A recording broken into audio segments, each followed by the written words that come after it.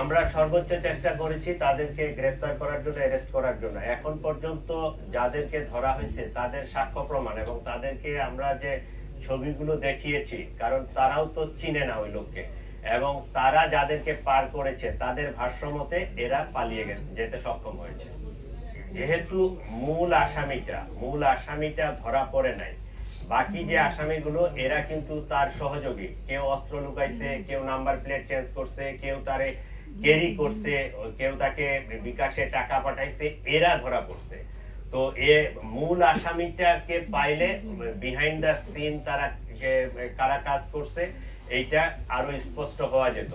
আমাদের কাছে কিছু তথ্য আছে, আমরা এটা তদন্তের স্বার্থে আসলে তাদের নামগুলো বলবো না। এটা আমরা জানতে চেয়েছি যে নাম্বার প্লেট চেঞ্জ করছে ওর বাবা, অস্ত্রের পোটলা রাখছে ওর মা, এটা নিয়ে গেছে তার বোনের বাসায়, ওখান থেকে তার শ্যালক, তার এক বন্ধু।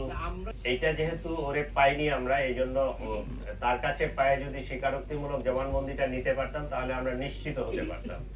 কিন্তু ধারণা 5 আগস্টের পরবর্তীতে এই ইনকিলাব মঞ্চের হাদি খুবই ভোকাল ছিল এবং তার কথাবার্তা খুবই স্পষ্ট ছিল এবং সে একটা আদর্শকে হোল্ড করে।